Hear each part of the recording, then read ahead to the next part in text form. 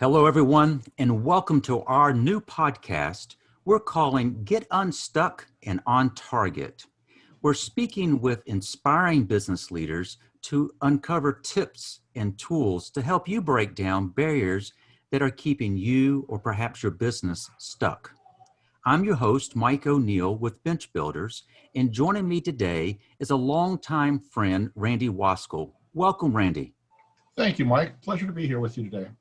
I'm very much looking forward to spending time with you today. I've known you for a long time, Randy, but for those folks who have not met you, will you do me a favor?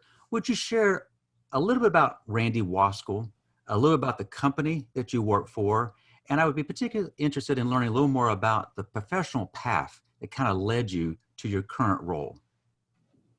Absolutely. Well, as Mike said, my name is Randy Waskul. I am a resident in the Dalton, Georgia area, but I work for a large multinational company with a headquarters in Marietta, Georgia.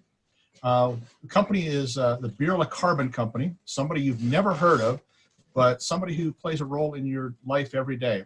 We manufacture carbon black, which is a material that is used extensively in the manufactured rubber goods, paint, pigments, plastics industry. We are the world's largest manufacturer. We have operations in 12 countries. I have 16 plants, 2 R&D facilities. But we're part of a larger organization called the Aditya Birla Group. It is a family-owned and operated conglomerate headquartered in Mumbai, India, with about 26 different businesses under that umbrella. Everything from telecommunications to chemicals to fiber, fabric, clothing, apparel, fashion, finance, insurance, truly a conglomerate that exists today. I came to Aditya Birla from kind of on an interesting path. I'm a chemical engineer by background. I've been working in the environmental health, safety, and sustainability arena for over 30 years in a variety of companies, everything from working for the U.S. government, manufacturing munitions and cleaning up munition sites, to large chemical companies manufacturing plastics and plastic precursors, food ingredients, textiles. That's what brought me to North Georgia and meeting Mike, and now working back in the chemicals industry. I lead the health, safety, environment, and product stewardship function for the company, overseeing those activities worldwide. So dealing with organizations similar to the EPA, OSHA, around the world, and helping our customers understand what it is we do, what we produce, and why it's a safe product to use. Wow. You have an impressive background. Your title, Environmental Health and Safety, and then you said something a little bit I didn't pick up on prior, and that is product stewardship. What does that mean? Well, one of the things that we have to work closely with our customers is to understand the safety of our product.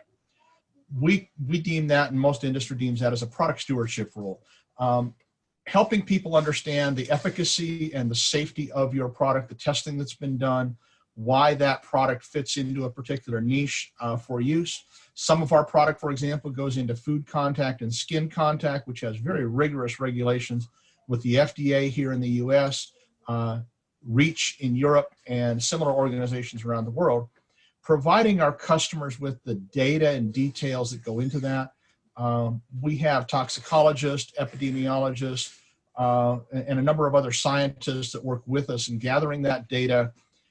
Basically, I serve as a translator of taking that technical data, translating it to what the customer needs to reassure them that it meets their requirements. Even something as simple as an automobile tire. We work, about 70% of our product goes into the automotive industry. A large portion of that goes into tires. The automotive industry has its own set of quality standards. We have to ensure that our product meets the specific requirements for that. So the product stewardship role really is a combination of legal, quality, environmental health, and safety, truly a full-bodied and sustainability functionality to help the customer understand that it's okay to purchase our product. And we've got the data behind that to support using it in the roles that they're looking for. That's very interesting. Randy, you and I crossed paths originally in our respective professional roles. I was in HR, you were in a corporate environmental health and safety role, but there's a specific reason why I've invited you to be one of our earliest guests, and that is yes, you were in a corporate compliance role when we worked together, but I was always impressed on how you went about leading that function in a way that kind of gave me a clear sense that you were not just seen and your people were not just seen as a necessary evil. And I was going to ask you, if you don't mind, help me better understand that. Did I read you correctly? And that is, you're trying to be much more of a resource versus the safety police? Absolutely, Mike. You hit the nail on the head. So many times, young organizations, smaller organizations, look at the environmental and the safety functions as something we have to do. We have to meet those compliance requirements. We have to meet the law. But there's so much more that we can bring to the table as environmental health and safety professionals. My goal in my organization has always been to bring value to the bottom line of the organization.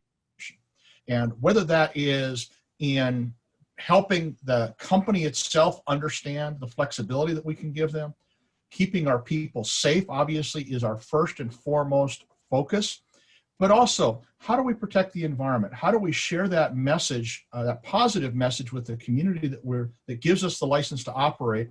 And how do we share that with our stakeholders, internal and external, to give them a level of comfort knowing that it's okay what we're doing, we're taking all the necessary steps, but also to show our customers many times that we're going above and beyond. We are standouts in what we do because we take it serious, in that if we don't, we won't have a supply chain to provide that customer. So it's reinforcing for them, and that's part of what I've spent the last 30 years doing. It is helping my organization understand that we can bring more to the table than just compliance. We can help them grow their bottom line through the activities that we put in place and by putting good professionals in place.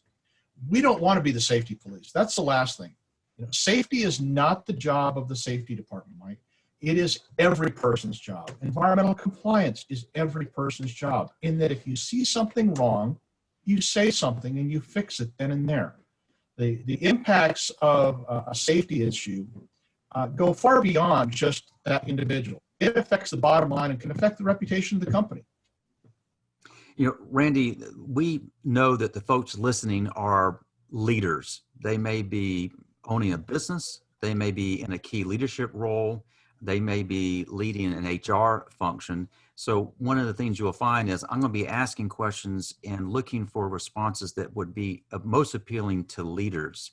But what you just described is you work for a large multinational company, but you have worked for smaller companies as well. Might what you've shared thus far equally apply regardless of the size of the company? If you have a customer, internal or external, if you have stakeholders, internal or external, the same applies. It's just a matter of scale. The owner of the company in a small company often has that personal liability for what the company does or doesn't do. That environmental health and safety professional is an insurance policy, helping them buffer that risk and what they're doing to protect themselves. We can also help them with understanding how to help their customers, because many times people go out into the workforce, they provide either a product or a service to a customer. That customer needs to know that it's being handled with someone of high quality, of high ethics, that's doing the right things, not taking shortcuts that will get them or the person doing the job in trouble or hurt. Those are very important things for company regardless of the size. One of the things that we're finding as we're working with clients is it seems as if the issues that our customers have are almost universal regardless of the size.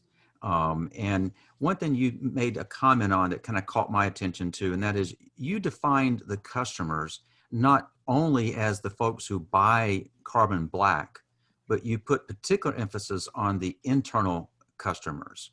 Do you believe that that emphasis on internal customers has helped you and helped your group be considered very much part of being at the table?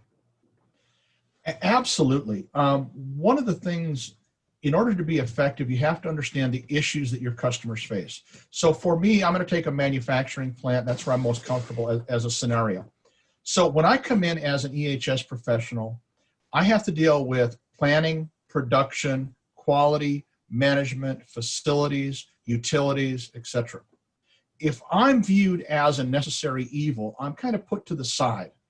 But if I can participate with those individuals to understand what they're working on, what their needs are, I can help them get to where they want to go.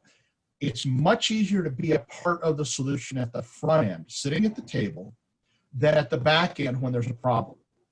And part of the way that I've done that over the years is I've asked to participate in plant meetings, for example, when the management team meets, not because I'm being nosy and I want to interject my professional aspects there, but because I want to understand what's going on in the plant, where the challenges are, provide from my background how we might address that. But the most important thing that I'm doing at those meetings is building a relationship. If I can build a relationship when it's not a crisis, the people know they can come to me and count on me for guidance and insight. One of the other things that's very important for me is anonymity of sources.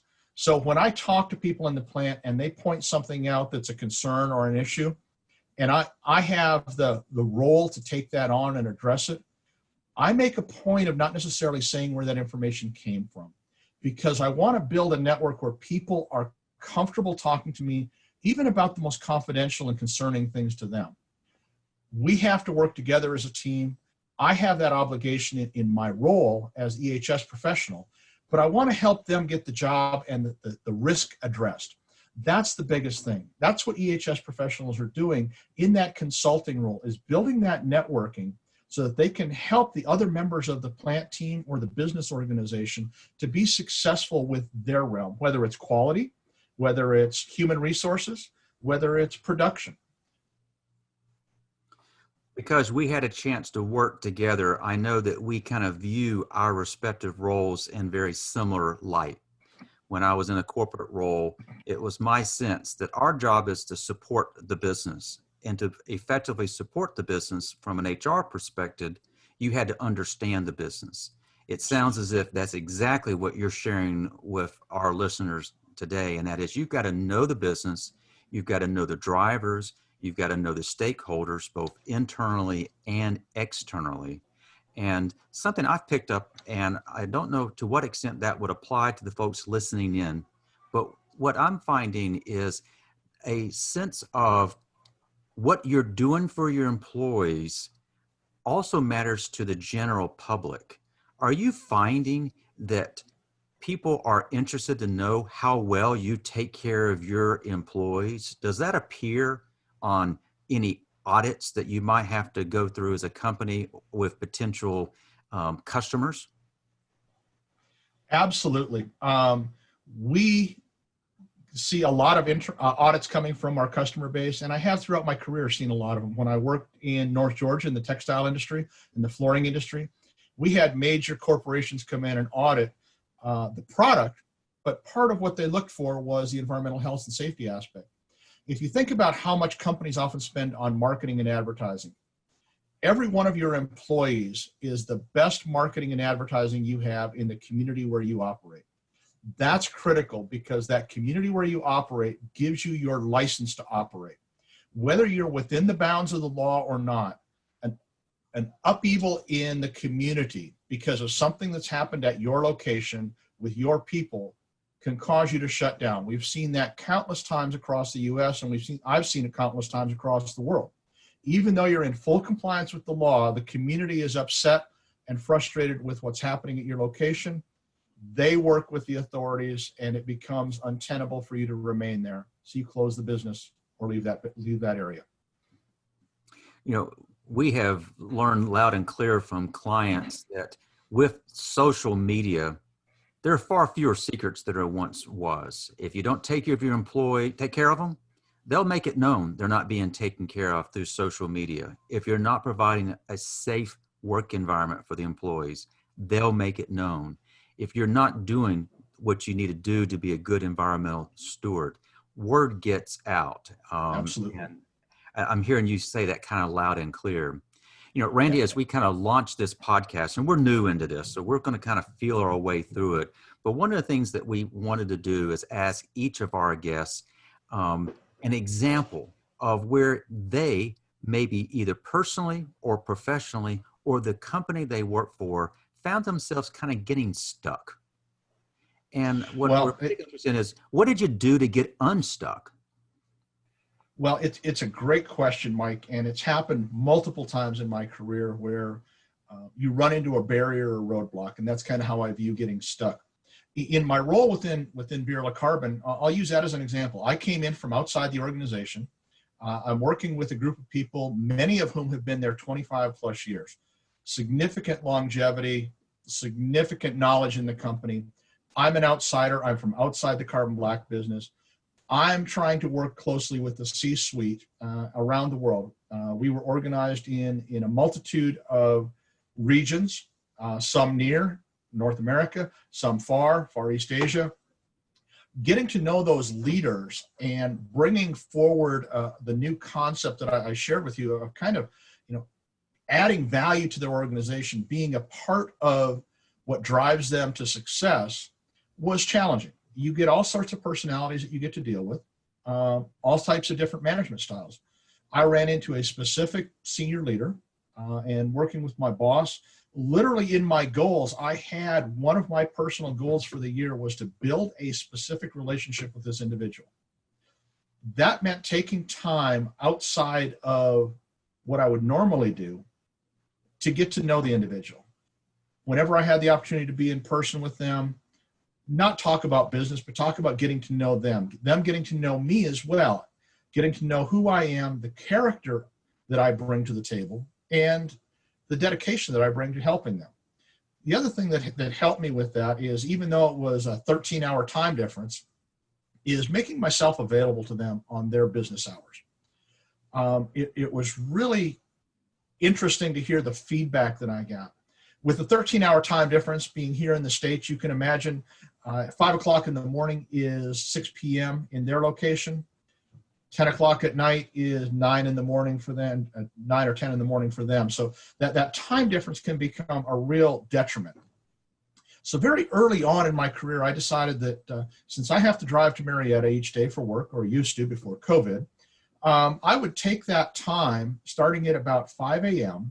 and be able to interact with my colleagues in Far East Asia during their business day. And they thought that was extremely unusual. Why would you do this? And I spent time explaining to them that they are my customer. I am a part of their organization. I'm part of the service that helps them succeed, but I want to be a part of their organization, so I have to do business during their time, not on my time. And I've taught that to the junior team members that I have, and it's served us very well. One of my team members has moved on now to another multinational organization, and she's taken that approach with her. And it's been met with a great response from the C-suite in her organization, but specifically spending time building that relationship. And it was a difficult relationship. Even my colleagues in the C-suite said that you're going to have a hard time with this person. But now I've gotten to the point where instead of me picking up the phone and questioning what's happening, I'm getting phone calls from he and his colleagues within his organization of, hey, Randy, this is what could be happening. What can we do, or how can you help us?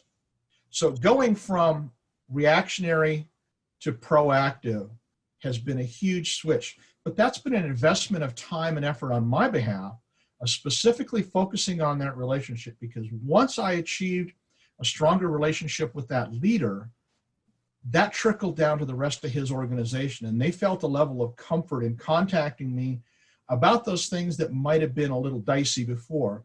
Now they're free to talk with me, and also now talking with my team, because we've all worked on building those relationships.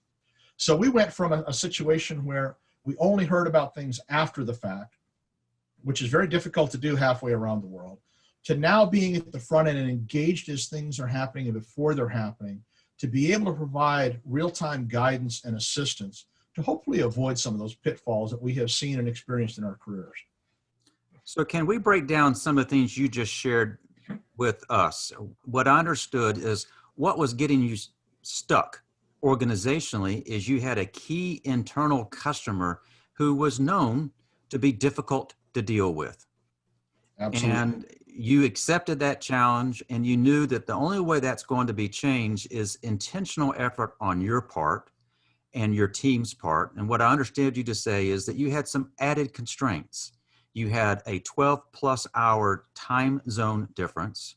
You had what would probably be cultural differences, not company culture, but literally cultural differences to Yes. contend with. And what I heard you say that was really important, and that is if you're going to have effect within that person's organization, it all ran through that person. So that if that's being stuck couldn't get unstuck, it meant that your and your team's ability to work with that organization at that location or that region, it's compromised. Absolutely, Mike. You hit the nail on the head. Getting this person on board, getting this person confident in what my team and I can bring to the table. And I say my team and I because it's not just me. It is the people that work with me and for me that are a key part of this. I have to be able to open that doorway to enable them to get their job done. But working through that individual was at the top of my list of activities. That was 20% of our business regions. That was important to us. It was the area where there were the most environmental changes, the most needs around safety activity. And now I can say with great confidence that region of the world is now leading our organization safety-wise, leading the organization in proactive activities with our risk insurers, with our environment, and helping others understand that no, those are excuses. You can get that done. If we can get that done here, you can get that done in Europe, the US, South America, etc. So they've actually become advocates for my team and I because of the investment we've made with them. That's a phenomenal example of realizing if you don't take a proactive stance, nothing's going to change.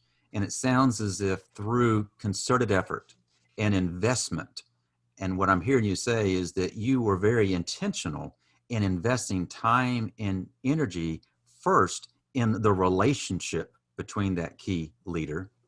And over time, relationship resulted in rapport. And what I'm hearing you say is that that one example, they went from being maybe kind of lagging to now being leading and seen throughout the world as advocating for what you and your team actually does. That's a great story. You also said something else, Randy, that I want to comment on. I know this about you, but the folks who are listening in might not. And that is, you mentioned that you had a team member who left and went to work for another multinational. And you said it almost with a sense of pride because this person left. And it sounds as if the kinds of things that y'all worked there, she was able to take with her there in her new role. And that mentoring that you just described, it felt as if that was a mentor relationship. Is that a fair description? Absolutely. One of the things that has shocked some of the staff that I've inherited as I've taken new roles and leadership roles is that my job is to prepare them to replace me, for me to share all of the knowledge that I can with them, to bring their skill set, their knowledge up to the level that I'm at so I can work on different things. Many times it's like, well, why would you want to do that? Why would you want to give me all of the knowledge and be able to replace you? Because if I can do that, I can work on other things that may be higher value to the organization than what I'm working on today. And that mentoring is critical. And part of that was building up not just the technical skills, but the soft skills of how to deal with the C-suite, how to deal with leaders, how to deal with that floor sweeper in the plant when they have a concern. The same value goes to both the C-suite and the guy on the floor, because in my world, they both bleed red. I don't care where I am in the world. My goal is to keep them safe and make sure that we're delivering on the promises we've made to them. So helping her understand that. And unfortunately, Unfortunately, I didn't have a growth position for her in a reasonable amount of time. She was presented with a unique opportunity that I told her she couldn't pass up. She needed to take that opportunity. Now, obviously, when she left, there were a lot of tears, a lot of hugs, but we have stayed in touch. We continue to work together now as peers and with different companies, different learning. And that networking is so important for me to continue to learn, because she brings now a different industry to the table and learning that she's experiencing that I can take advantage of and share with now within my organization as we continue to grow and replace. Randy, I love the humbleness in which you just shared that, and that is she's went from being a direct report to being a peer. And in doing so, it means that you could pick up the phone and compare notes. She could do the exact same thing with you and lean from each other. That would be probably the embodiment of what is it we're trying to accomplish with these podcasts. We would like to introduce folks to leaders like you who understand the big picture of leading, understand that what goes with leadership are the things that you're just describing. You have to invest in relationships if you're going to build trust, if you're going to have rapport, if you are going to be seen as a contributor amongst senior leadership. You've also shared with us today the value of building your team and giving your team the opportunity to do the same thing. As evidence, when one of your team members moved on, is that she takes with her an idea of what a high-performing team really looks like. And that's a real contribution that you're making to your profession. Randy, it's hard to imagine that we have just zipped through the time that we have here, but I anticipated that you're going to be a great guest, but sure enough, you have been most helpful in just kind of sharing who you are. We will be including in the show notes contact information, whereas if you want to follow up with Randy, if anything that he may have brought up on, let me encourage you to do just that. So thank you, Randy, for being with us today and lending your expertise and opening up your personal experiences to our listeners. Thank you. My pleasure, Mike. Thank you for inviting me, and hopefully everyone will stay safe and stay healthy. Well, I trust that's going to be the case. And as we kind of wrap up, I do want to thank everyone who has joined us for this episode of Getting Unstuck and on Target. We're lining up great guests like Randy here because I'm confident you're going to enjoy getting to know them. And we have found that Thursdays have been kind of a special day for us at Bench Builders. And for that reason, we're going to be uploading the latest episode of this podcast every Thursday. We hope that you're going to subscribe to this podcast, be it on your favorite platform, be it iTunes, Spotify, and we encourage you to invite your fellow business owners, key leaders, and HR professionals to do the same. For those who prefer a visual format, you'll notice that we have recorded this in a video, and we're going to be uploading this segment on YouTube, and you can access it through our website. You can subscribe by going to our website, bench-builders.com, and there will be a drop-down box, and you can simply subscribe to it. And we hope you'll do just that. When you go to the website, you'll also have opportunity to subscribe to our blog, and we hope that the kind of information we're sharing you'll find useful. But again, I want to thank you for joining us today. We hope you've picked up from Randy some tips that will help you get unstuck and on target. And until next time, be safe. See you soon. Thanks, everybody.